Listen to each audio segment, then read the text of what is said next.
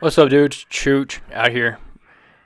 And an unfortunate turn of events, man. I was really excited about this wheel. So excited about it, man. And it really is, honestly, it's a good wheel, man. But what happened is I'm so used to riding the Kingsong S20, and I got really used to suspension, guys. Like, really used to it. I rode every day for 3 weeks with suspension. And then, look at this. I got on this wheel without suspension, guys, and I was just riding like I normally have been, and I should have definitely taken into account that I'm on a different wheel. It's a smaller wheel, and it doesn't have suspension, but look at this. I mean, dude, there's nothing I could have done there about that. And I mean, I was riding fast. I was riding at about 37 miles an hour, really ripping on this thing and cruising along. I had high tire pressure in it, about 40 psi, and that is just... You cannot run the recommended tire pressure on these things without having suspension, guys. It's just too high of tire pressure on this wheel. And the reason I did that, the reason I ran the high tire pressure is because I dented the last rim on the other INMOTION V12 because I ran too low of tire pressure. And so with this one, when I got it out the box, I was like, all right, I'm going to keep it at 40 psi, going to run it at that, and then, this is an off-road wheel, man. There's an off-road setting in there for this wheel. And I just cannot...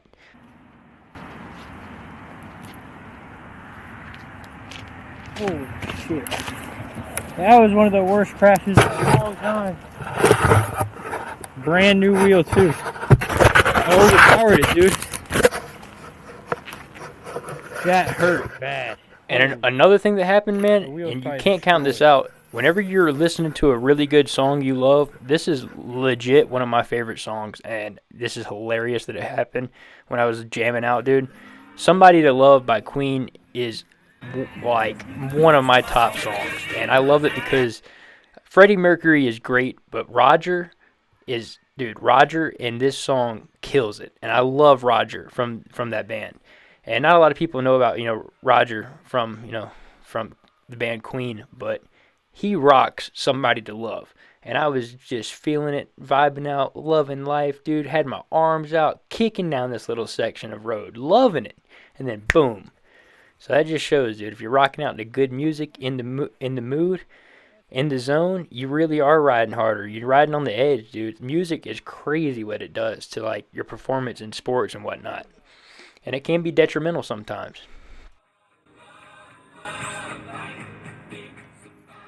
This is the first time you're probably going to ever hear me say this, guys.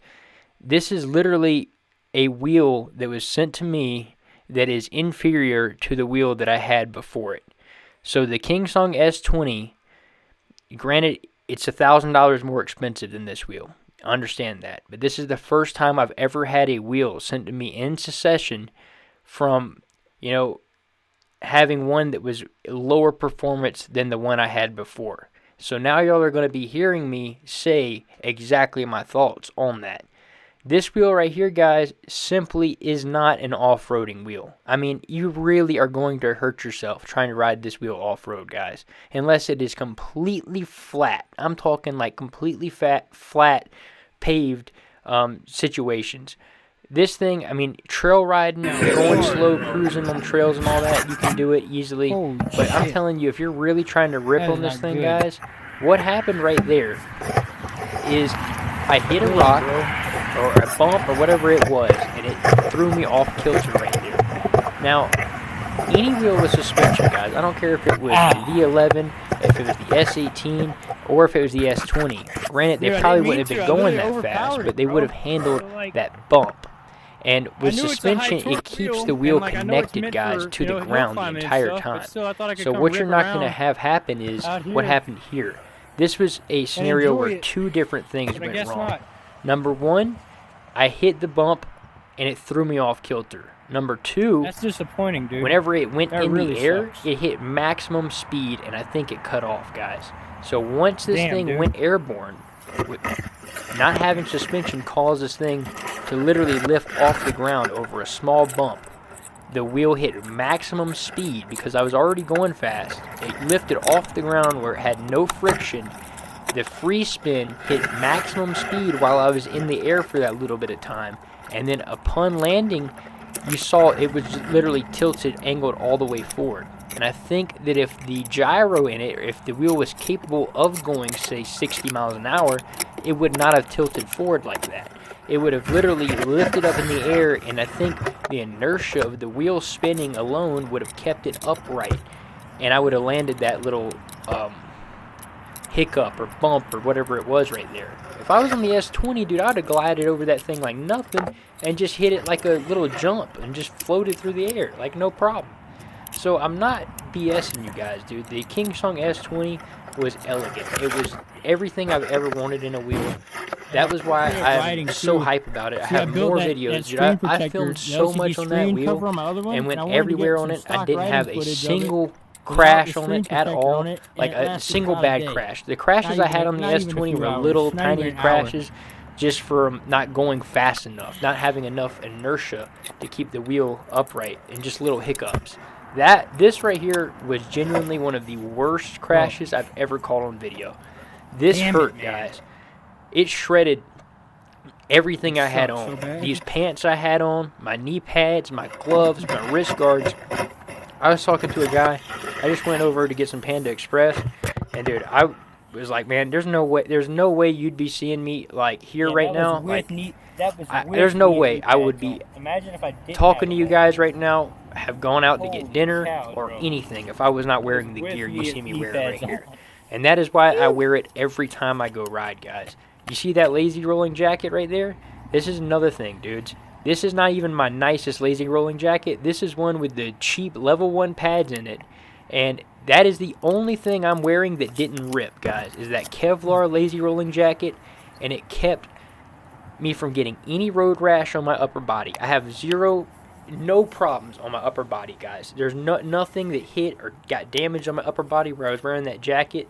My wrists are completely fine. The only thing that hurts, guys, is my right knee. The Leatt knee pad hit so hard it kind of came down a little bit. My right knee really hurts, and then my left hip took a massive impact, guys. My left hip, whenever I got home, was just covered in blood, and it was just all. I had to get one of those really, really hard tensile scrub brushes to scrub all the gravel and crap out of my hip, dude. Like, my hip is torn up right now. This is official from Church. And adrenaline is the only thing keeping me, in this video right here where I'm just tinkering around with the wheel and all that. This is adrenaline, bro, keeping me up like this. Like, that genuinely hurt like hell, bro. That dropped me. This wheel does not even have probably 20 miles on it.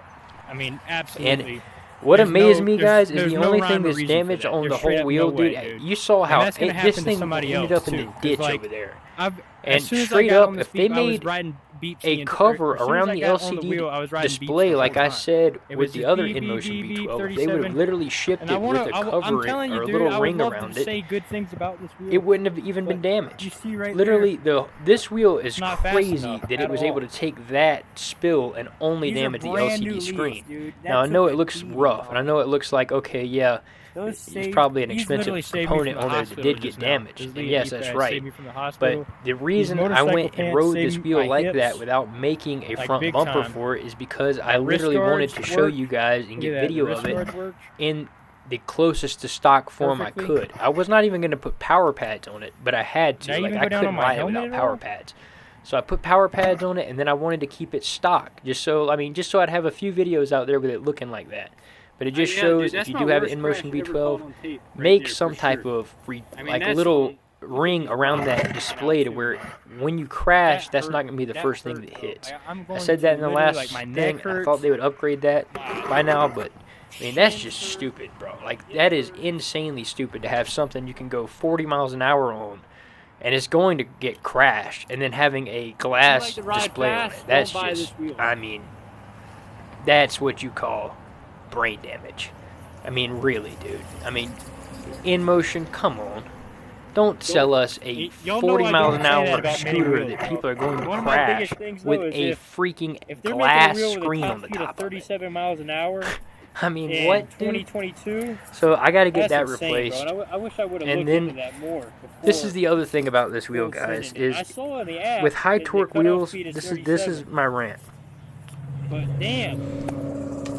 Alright, so to put it simple, I think suspension and speed are two things that are very important when it comes to safety on an electric unicycle. This is what's really shown, Good morning. especially after riding the King Song S20. The S20, guys, was, I mean, that is what, I mean, that should just be the standard. I mean, it seriously should be, and I'm not just saying that. I know it sounded like I was, trying to upsell them. Guys, to be completely frank with you, what would be way more beneficial is for me to get on here and just literally have not crashed this thing, had a great ride on it, and tell y'all, this wheel is phenomenal.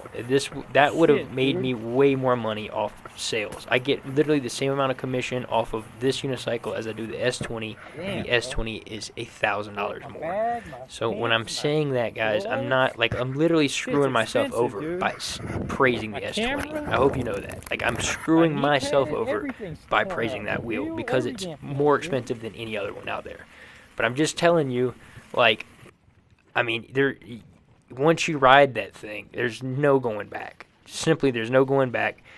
It had the perfect amount of speed.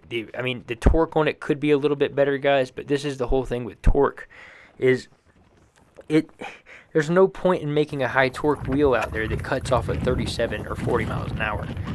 All the riders now are used to wheels that can go over like 43, guys. So once you get a high torque wheel, if you're not sitting there riding it up an underpass and just doing loops and riding it up a 45-degree angle all day long, there's no point of having a high torque wheel. Unless you're like 300 pounds and your plan is to literally try to ride up the side of Mount Everest, then I don't see the point of getting a high torque wheel, or for companies to keep making high torque specific wheels. You need to figure out a way to get the wheel to be 46 miles an hour plus. I mean, that is the threshold, guys. I'm saying that, I think 46 miles an hour is the safety net. I mean, because you can easily get to that, man. The riders out there are so good now. Are the companies looking at the races at Apple Valley Speedway? Do you see how fast these people are going on these wheels? They're going 50 miles an hour like it's nothing.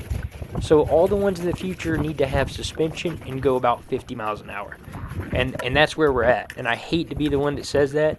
And I know they're going to be more expensive because of that performance window we're looking for. But as someone, man, people have been riding for 5 or 6 years. And people are getting really good on these things, guys. And if you're going to be a company that competes to make a high-performance wheel, it has got to be a high-performance wheel. And that is just it, guys.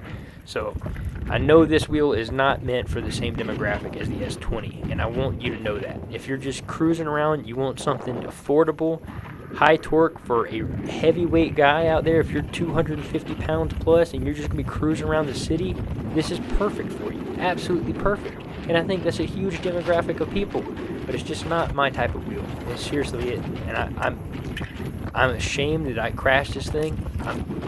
I really hate that this is a brand new wheel. This is a wheel from E-Wheels. I haven't had one from them in a long time, and this is a terrible way to, show that, I just got it from them, and this happened on the first day. But it is what it is. Shit happens, so Oh, here's another one. What's this up, bro? is what happened with it, dudes. Just straight up.